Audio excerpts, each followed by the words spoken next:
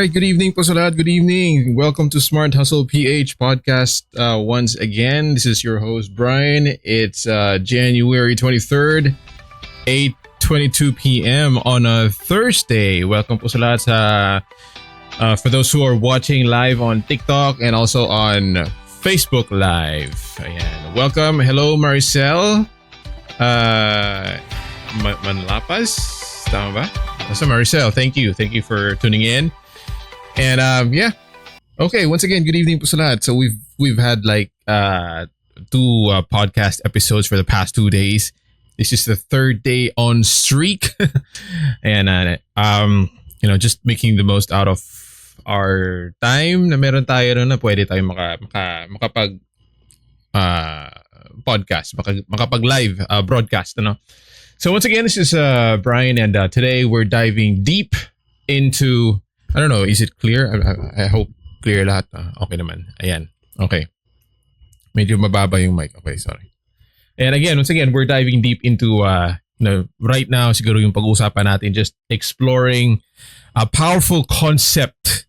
I'd like to call this focusing on, your likes. Focusing on your likes and not just your wants. Or pag-usapan natin, we'll be talking about the difference between wants and likes. Yun, ganun lang. And so naisip ko lang to. Kasi you might be thinking, what is the difference? What's the difference between, wants and likes? Well, let me ask you this, have you ever found yourself, chasing after things you think you should want? Maybe that new car. Sino ba sa atin dito may gusto ng kotse, syempre, no? New car, that dream house, that dream vacation, that dream job, that successful business. Maybe that picture perfect life a lot of people on social media seem to have. I don't know if it's just you or maybe some people who are like this. So we get so caught up in these external markers of success that some people, or not all people, some lang, no? Some people would tend to seek validation from others. Maybe their friends, their colleagues, maybe their family, or even their peers, just based on the things that they possess. Kung ano meron tayo, no? And again, hindi po ito lahat. Hindi po lahat ng tao. Meron lang talagang iba. Not all people have this kind of thinking or aspiration in life. And so, I would like to ask, ibahin natin yung tanong, no? Baka ikaw to, if this is you, all right, why do you want, I don't know, why do you want that dream vacation? Kung meron man. Now, I have some friends right now who are on vacation. So, baka ikaw, matanong mo yung sarili mo, why do you want this that dream vacation? Is it about escaping the routine? Boring na ba yung trabaho natin, Medyo nakakapagod na rin, sa loob ng bahay lang. Maybe you want to experience different cultures, or simply just spending quality time with your loved ones, Or maybe what do you want? Why do you want that successful business? Maraming iba sa atin, na gusto magkaroon ng negosyo, magsimula ng negosyo. And syempre, sino ba ang magkakagustong malugi ang negosyo? Lahat naman siguro ng taong nagninegosyo gustong lumago yung negosyo, maging successful, po. So why do you want that successful business? Is it about financial confidence? Pwede yun. Is it about maybe time freedom? Ayun, time freedom. So, or maybe you want to make a difference. Or maybe you just want to express your creativity. Maybe you're on the creative side of things. Tulad ko, I have a, t-shirt business. I print t-shirts. Hindi ko naman siya, I just do it on the side. But really, I just wanted it, at first to just to be an outlet for me to express my creativity. Yan, isa yan. Pwede yung ganun, no? Or maybe you could ask yourself, why do you want that dream car? Meron ka bang dream car? Baka yung iba gusto mong sports car, gusto ng pick-up car, tulad ko, or pick-up truck rather, or SUV, kung ano man yan, or Tesla, baka gusto mo magkaroon ng Tesla, no? So depende sa'yo. Why? Bakit? Is it about convenience, going through heavy traffic, or the feeling of accomplishment that comes with, achieving that goal or that thing, Or maybe why do you want that dream house? Matanong mo sarili mo, no? Is it about, creating a loving home? Ayan. Loving home for your family, or maybe just having a space for you to express your creativity, or simply enjoying the peace and quiet of your own space. Ano po? No? Or maybe your job. Why do you want that dream job? Is it about making a difference? Maybe because you want to contribute to something meaningful, or simply having a job, just simply having a job that truly, that you truly enjoy. Okay? So, alam po natin, no? We oftentimes our wants are simply kumbaga manifestation lang to. This is a manifestation of our deeper desires. A desire for, I don't know, maybe freedom, a desire for connection. For some people, it could be a desire for purpose, for a life that feels, meaningful and fulfilling. Iba-iba yung mga reasons natin. There could be a lot of other reasons. But what if we look at it, at a slightly different angle? No, tignan natin sa ibang angulo ng konti, no? So think about this way. Think about it this way, no? Now, you may, halimbawa na lang sa exercise, sa health natin, napapag-usapan natin to, and I myself, I'm a believer of, of having to take good care of my health, So, halimbawa na lang, you may not want to exercise. We're talking about wants versus likes, ano po. You might not want to exercise, but you like how it makes you feel. So, halimbawa na lang, it makes you feel what? Energized. Maybe it makes you feel strong. It makes you feel accomplished. And for me, halimbawa na lang, it's a lot more on clarity. Yung sa pag-iisip kasi I'm working, night shifts. I'm working different, a lot of things. I mean, my business, in my work. So I need clarity. And it's very distressing for me. Ano po? And as a professional, then maybe baka ikaw to, maybe you're a professional. And I myself, I'm a copywriter. Now I know this feeling all too well. And you might not want to spend hours writing if you're a writer, tulad ko, no? Meron tayong tawag dun, writer's block, tinatawag, no? But you like the feeling of creating something meaningful, no? Or maybe just, crafting that compelling content or that compelling narrative, no? Just being able to share your voice with the world. No, even kahit nga ito, no, pag-isip yung just thinking through, writing or thinking about topics dito sa podcast na ito, no, sa mga episodes po natin. And what topics to talk about, it's not all the time that I want to think and write about it. But I like the feeling of being able to share my voice, and maybe encourage someone in whatever aspect it may be. Sa buhay nila, maybe it's personal, maybe it's professional, or maybe just general, no? And for other virtual assistants like me, kung meron dito nanonood, or if you're a virtual assistant like me, you might not, maybe you may not like, tackling that mountain of emails sa inbox mo. But you like the feeling of the accomplishment that comes with clearing your inbox and the feeling, of having that, control in your day. Okay? Or maybe, ganito naman, I don't know if this is you. Well, I work at night, so hindi ako makapag-relate nito. But for most people, for a lot of people, baka ikaw yung tipong gumigising. I mean, day job. You're working at a day job, no? So you might not want to wake up early. Pwedeng ganun, no? But you like the peaceful quiet of the morning. Ewan ko kung saan ka man ngayon, but just scenario lang. Baka gusto mo yung quietness. The chance to start your day with intent. Kaya mas maaga kang gumigising. No? Hindi mo siya talaga gustong gawin, but you like that feeling. Okay? And just get a head start on your day. Or maybe isa kang estudyante, sino ba dito yung estudyante ka? Now, you might not want to study for that exam. Okay? For the next exam, no? But you like the feeling of, mastering a new lesson or a new concept. Maybe of expanding your knowledge and of achieving academic success. Di naman talaga kailangan maging valedictorian or magna cum laude. I'm not saying that's wrong. That's fine. No? But what I'm saying is, kumbaga, maybe there are a lot of things that you don't necessarily want to do, but you like the outcome of it, the result of doing it. Kaya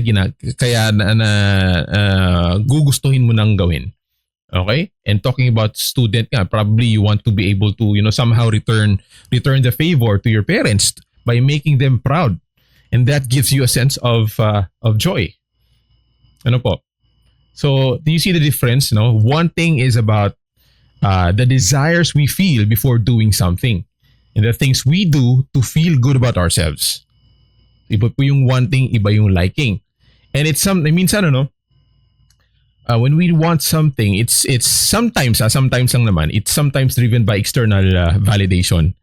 No, by society, by what society tells us that we should want. Yan.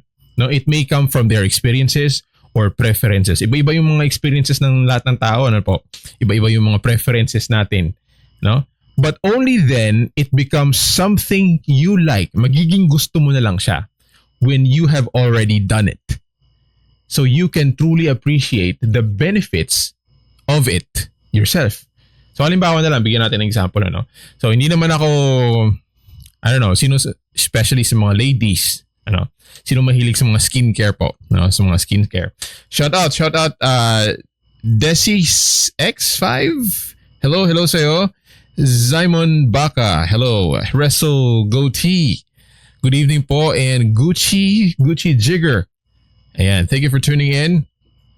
Sana tayo. Sa example nga, wanting versus liking. Ayan. For example na lang, no? Especially sa mga ladies, no? Maybe for even some men. No? Someone might tell you that you should use a particular skincare product. No? Bakit? Kasi in trend siya isa to sa mga latest trends. And because it's isang popular na influencer or maybe artist or maybe a K-pop, na swears by it, So ginagamit to ng isang artista na ini-endorse pa, ganyan, no? Halimbawa, skincare product example, ano? Now, ano mangyayari? You might want to use it para to fit in or to achieve that glowy look, no? Everyone's been talking about. At nakikita mo rin naman sa mga commercials, mga TV or sa mga, I don't know, sa mga movies or whatnot, no? Pero ito lang, you might discover that, that you like the way it makes your skin feel hydrated, it feels soft, it feels healthy. Okay? So you might like that, that subtle glow, yung nag-glow yung skin mo, na binibigay sa'yo, but itong yung pinakamahalaga sa lahat, you like the way it makes you feel more confident in your own skin. Kasi totoo nga naman, pag maganda yung anyo natin, yung itsura natin, syempre makikita yan ng tao, and it makes us more confident pag maayos yung itsura natin. Okay, example lang po to, okay, so that's the power of liking. It may not necessarily be na gusto mo siyang gamitin kasi gusto lang, kasi sabi lang yun about, but you become to like it kasi at sinubukan mo kasi maganda yung kinalalabasan at maganda yung nagkakaroon ka ng kumpiyansa. It's about discovering and embracing the joy that comes from within. So again, liking is about internal satisfaction. No, ito yung joy. It's the joy that we feel from doing something. It's the fulfillment we experience from our actions. It's about connecting with our authentic selves. Ayan. So paano ba? How do we tap into this into the power of likes or liking? Hindi to likes na likes na sa Facebook, no. Ayan, like, or sa TikTok magla-like ka. Pero although it does make sense, pag gusto mo yung halimbawa na lang may nakikita kang maganda diyan na patawa or sumasayaw, ang ganda, na nakikita mo sa Facebook or TikTok, di ila-like mo din kasi na maganda yung pakiramdam mo. Parang ganun din, no? Well, ulitin ko natin, how do we tap into the power of likes? How do we make it as a guiding force in our lives? Okay, una-una lang, very simple lang. It starts with self-reflection. No? Magnilay-nilay ka. Ang lalim mo na, magnilay-nilay. Okay, self-reflect, mag-reflect ka. Okay? Take a moment to think about the things that genuinely makes you feel good. No? Ano ba yung mga activities, what activities make you feel alive or energized and fulfilled? And not just because sinabi ng iba. Okay? Hindi lang dahil sinabi ng iba. Ikaw mismo, pag-isipan mo, reflect on it. Maybe it's painting.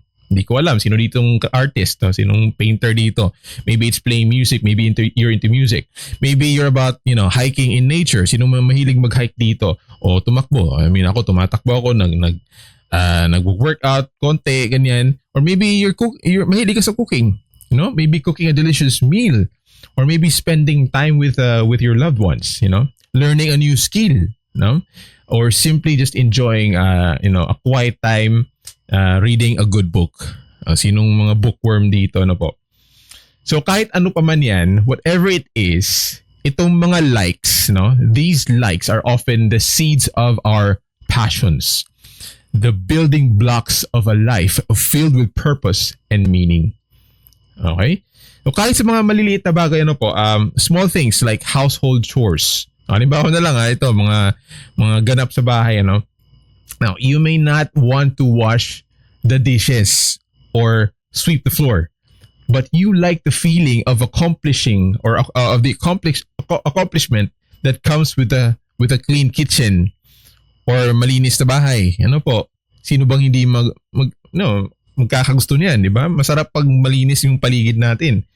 Ayaw mo talaga maghugas ng pinggan, hindi mo talaga hilig yung pagwawalis, pero gusto mo yung resulta.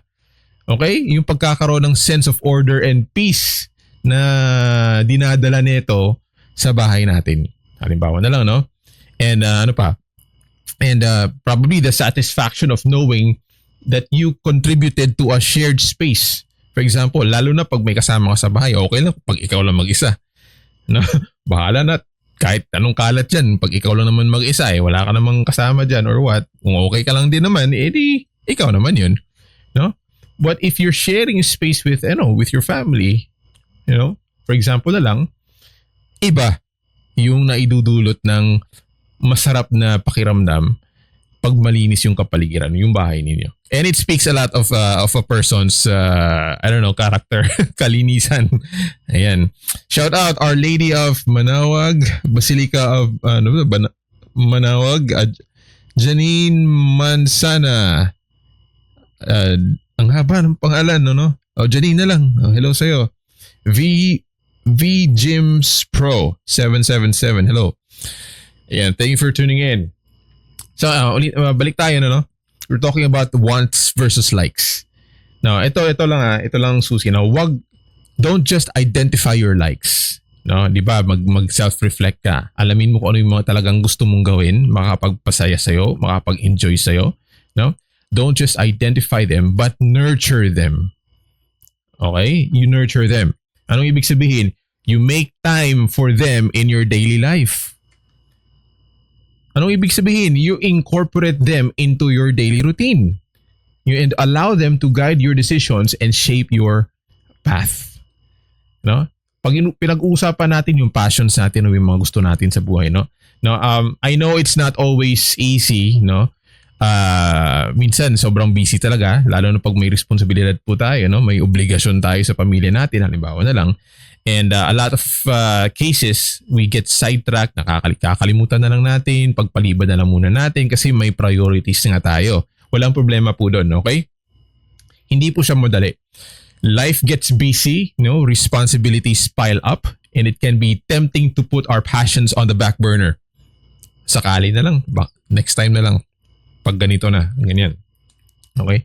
Pero ito lang when you make time for your likes sa mga gusto mong gawin, when you make time for the things that bring you joy, you will find yourself feeling more energized. No? More fulfilled ka and more aligned ka sa, sa true self mo. Okay? Huwag mong kalimutan yung sarili mo, ha? Okay? Okay na magtrabaho, kumayod ng todo.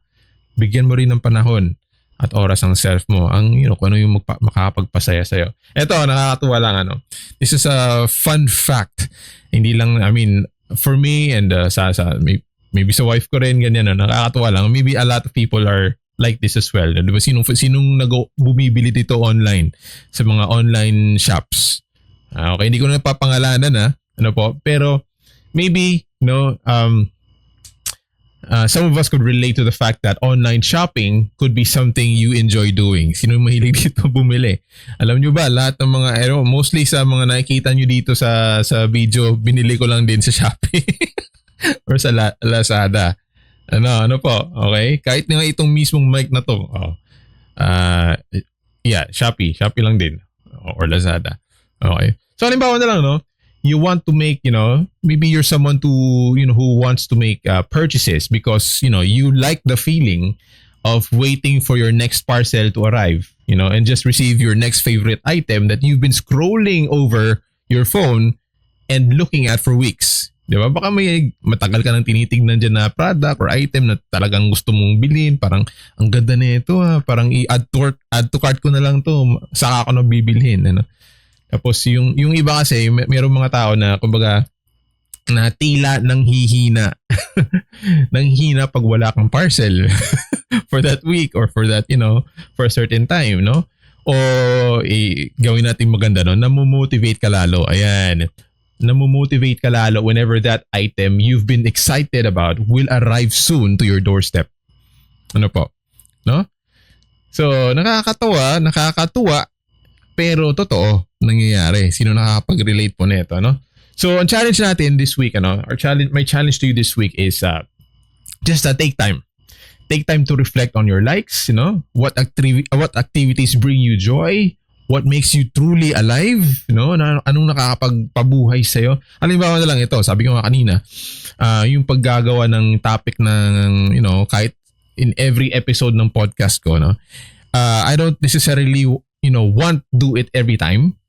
Pero gusto ko yung pakiramdam na ngayon, halimbawa ngayon, makakapagsalita, makakapag-share sa inyo, makakatulong, in any way I can, and hindi po to bayad. It's for free. No, it's just something on the side. Masaya lang ako makapag-share, no. Okay? And sabi ko nga, tanungin mo yung sarili mo anong makakapagpasaya sa'yo, and how you can incorporate more of those things into your daily life. Things that you would want that would make you want to do more of. Ayun. Okay? So, and tandaan lang natin, it's about connecting with your passions, pursuing your likes, and living a life that is authentically yours. Huwag mong gawin ang isang bagay dahil gusto ng iba. Kundi dahil gusto mo. Ayan, yun. Okay? And wag mo lang gawin yung droga. Wag yung mga masasamang yung pinag-usapan natin dito, yung mga magaganda at mga tamang, gawain, no? Okay? So, yun lang naman, yung pinagkaiba ng wants and likes. And I hope may natutunan po tayo dito sa, I don't know how long has it been, 26 minutes and 38 seconds. Ayan. Again, once again, this is your host, Brian. Thanks for tuning in to Smart Hustle PH podcast. And I'd love to hear your thoughts on this topic. You can comment down below or you can just message me or what. What are some things you like to do? You like to do na lang. Ayan. Anong gusto mo? No? At bakit may gustong gawin? Ayan. What does it make you feel? Kumbaga, anong pakiramdam mo pag ginawa mo yung ganyang bagay? Na pwedeng makatulong din sa sa iba, hindi natin alam, so just share. You can feel free to share your reflections in the comments below. Don't forget to follow me. You can subscribe to my channel. I have a YouTube channel, Smart Hustle PH. You can also follow me on my personal Facebook, Brian Sindico, with a verified mark or sign or logo. And you can also follow me, Smart Hustle PH, sa Instagram at dito po sa TikTok. All right, thank you so much for tuning in. Until next time, I'll see you in the next episode.